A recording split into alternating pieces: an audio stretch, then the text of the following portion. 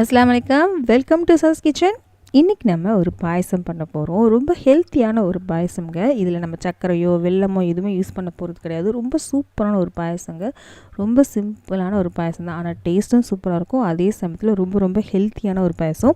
School விட்டு வர பசங்களுக்கு இந்த மாதிரி செஞ்சு கொடுத்தீங்கன்னா விரும்பியும் சாப்பிடுவாங்க. அதே சமயத்தில் ஹெல்த்தியான விஷயம் கொடுத்த மாதிரியும் நமக்கு இருக்கும். இப்போ வாங்க இந்த பாயசத்தை எப்படி பண்ணலாம் அப்படின்றத பார்க்கலாம். இப்போது இந்த பாயசத்தை குக்கரில் தான் பண்ண போகிறோம். இதில் நம்ம நெய் சேர்த்துக்கலாம். ஒரு 3 டேபிள் ஸ்பூன் அளவுக்கு நெய் எடுத்திருக்கேன். இதில் நம்ம நட்ஸ் சேர்க்க போகிறோம்.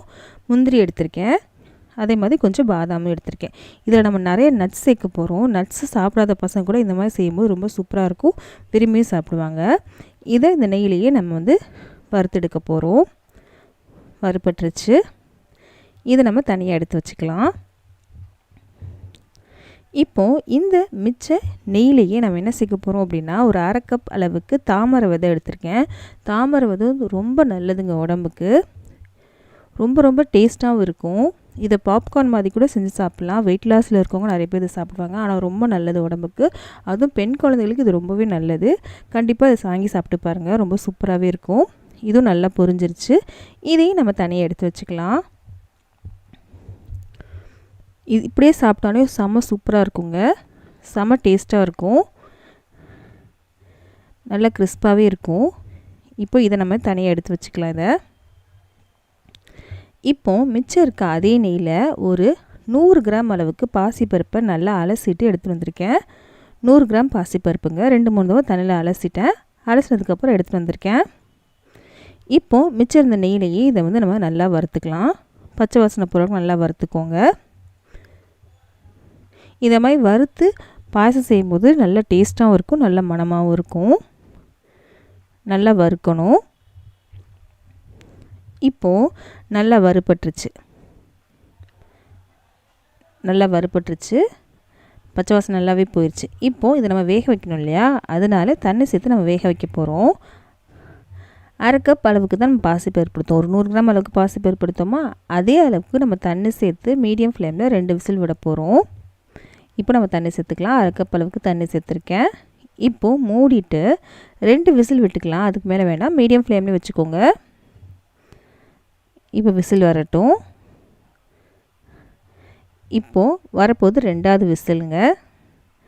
வந்துருச்சு. இப்போது அடுப்பு ஆஃப் பண்ணிக்கலாம். இதோட ப்ரெஷர்லாம் இறங்கினதுக்கப்புறம் நாம் மூடியை திறந்துக்கலாம். இப்போ ப்ரெஷர் நல்லாவே இறங்கிருச்சு. மூடியை திறந்து பார்க்கலாம். நம்ம கரெக்டான அளவு தண்ணி சேர்த்தனால பருப்பு நல்லா வெந்துருச்சு.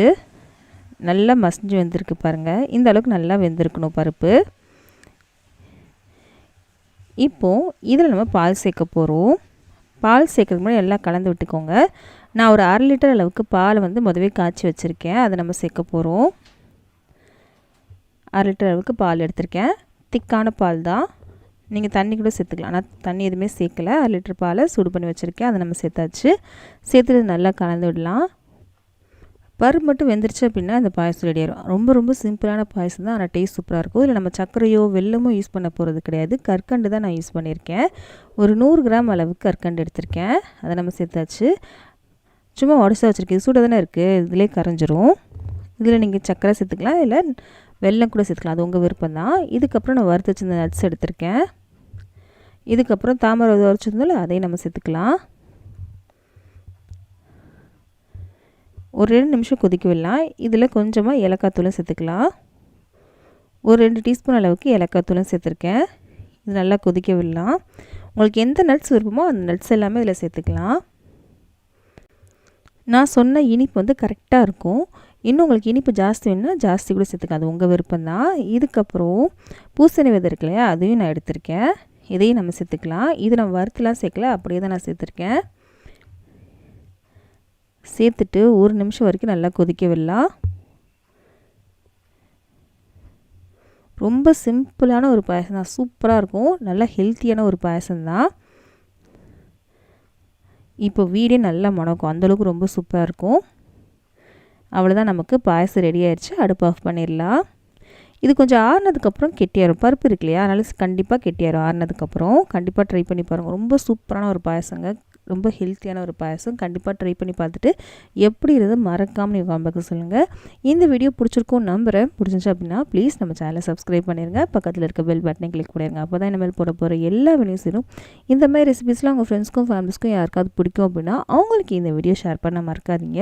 லைக் பண்ணவும் மறக்காதீங்க. அப்போ தான் இந்த வீடியோ வந்து நிறைய பேருக்கு ரெக்கமெண்ட் ஆகும். நிறைய பேர் சப்ஸ்கிரைப் பண்ணாமல் தான் பார்த்துட்ருக்கீங்க. ப்ளீஸ் சப்ஸ்கிரைப் பண்ணுங்கள். அது எனக்கு கொஞ்சம் மோட்டிவேஷனாக இருக்கும். நம்ம அடுத்த வீடியோவில் சந்திக்கலாம்.